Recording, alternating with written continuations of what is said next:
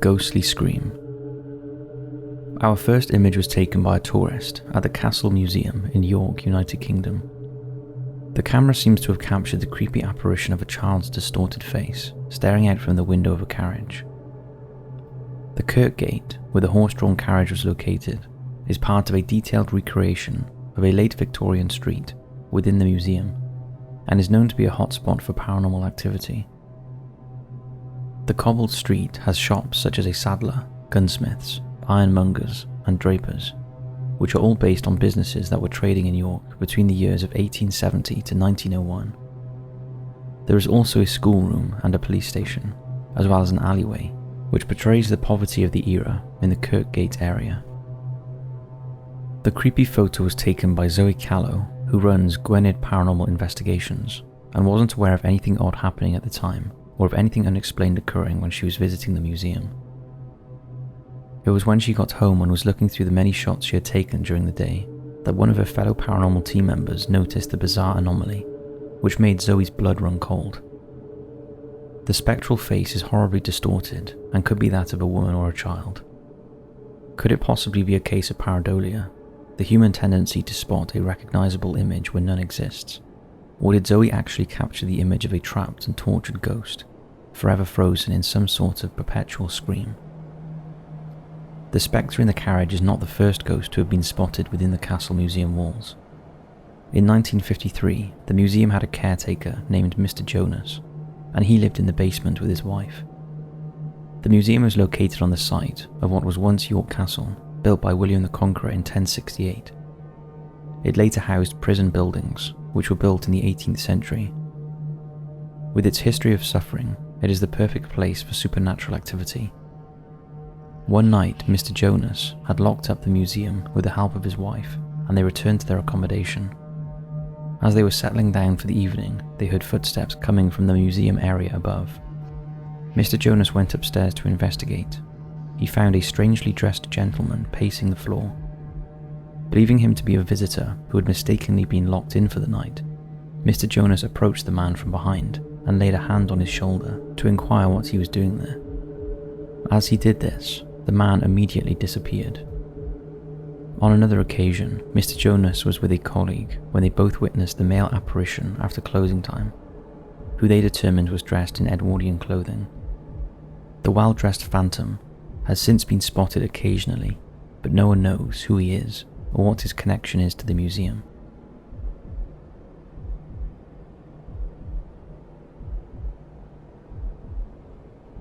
Demon Goblin. Imagine being alone in your room and sitting happily at your computer screen, talking away to your friends through your webcam. Suddenly, some sort of strange creature appears in the open doorway. Your friends are shocked and tell you that something is behind you. The creature appears to be curiously looking around, but on entering the room and seeing you, it quickly crouches down quite low before skulking away. You are surprised and a little freaked out. It looks like some sort of alien or goblin-like creature. Known as small grotesque monsters, goblins have appeared in folklore all over Europe for hundreds of years, and can be compared to demons with their ability to shapeshift. Similar malevolent creatures appear in other cultures, such as the Muki of South America, that steal children, or Pukwudgie. Found in Delaware and parts of Indiana, it is said to lure people to their deaths by pushing them off a cliff.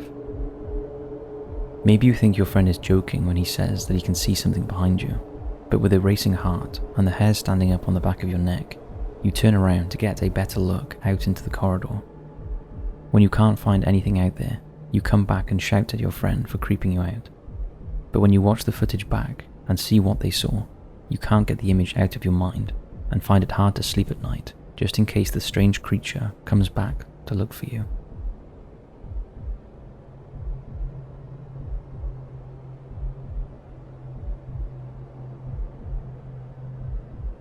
A family haunting.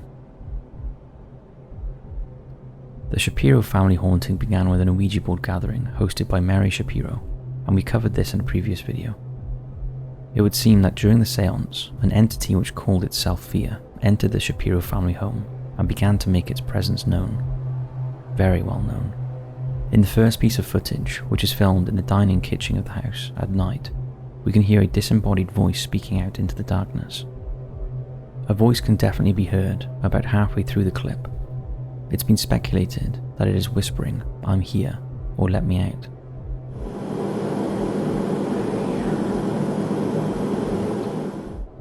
The second clip shows footage of what is noted as poltergeist case number 1811. During the introduction, it states that the video in question was taken in the Shapiro house while the family was asleep. Philip Shapiro was convinced that there was a poltergeist in the home and that both the house and his wife were possessed by something evil. All of the videos can be found on the YouTube page of Dr. Von Kostler. He claims to be a parapsychologist who helps his clients cope with the mental and spiritual fatigue that accompanies paranormal activity such as this.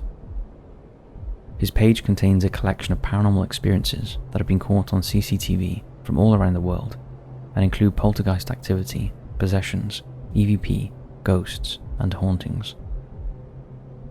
Dr. Von Kostler suggests that the paranormal occurrences experienced by the Shapiros, which included disembodied voices, moving objects, doors closing, and the interference of electronics, should be documented as a way of dealing with the events. As well as the ball moving by itself, there appears to be some sort of dark shadow that passes in front of the camera. This is just a small piece of the hours of footage that was taken in the home. Take a look.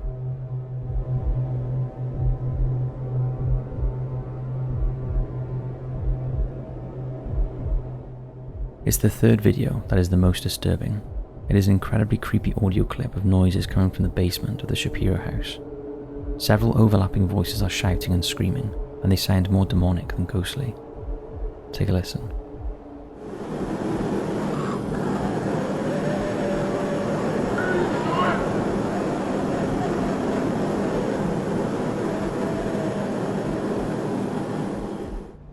It seems that the figure of Dr. Von Kostler is as mysterious as the videos that he posts.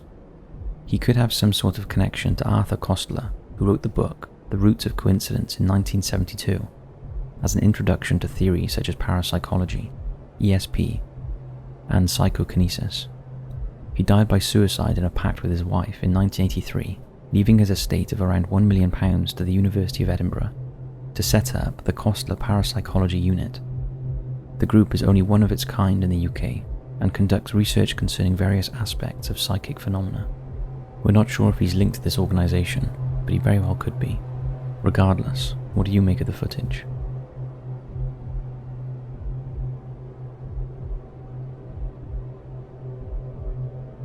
The Clumber Demon. Clumber Park in Nottinghamshire belongs to the National Trust, a charity that looks after places of historic and natural beauty across England, Wales and Northern Ireland. Clumber is one of the charity's most visited parks, notorious not only for its outstanding gorgeousness, but also for its ghosts and mysterious sightings. Hannah and Dave Rowett were walking their two Labrador dogs through Clumber Woods early one December morning, when Hannah got the feeling that they weren't alone and admitted that she often felt things that others didn't. Sensing something strange, Hannah shone her torch at the object and quickly took out her phone. She was shocked to see some sort of scary shape crawling across the path in front of her. Hannah quickly snapped a live photo of the creepy figure and told her husband that she thought she may have seen a ghost. Initially she thought the shadow creature was a dog, but realised that it was some sort of crawling humanoid-like figure with long limbs, which has been described as demon-like. Her husband Dave admitted that seeing the clip made every hair from his feet to his head stand on end. It also looks as though something is standing in front of one of the trees. Could the two shapes be connected? The demon ghost is not the only spirit known to haunt the beautiful spot.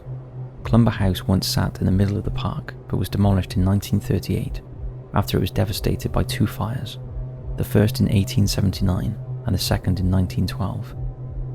The impressive walled garden and 19th century chapel are all that is left, except for the phantom of the Grey Lady, who roams the area wearing a long grey cloak. She has often been seen on misty days, but when witnesses have tried to get closer to the ghostly lady, she vanishes into thin air.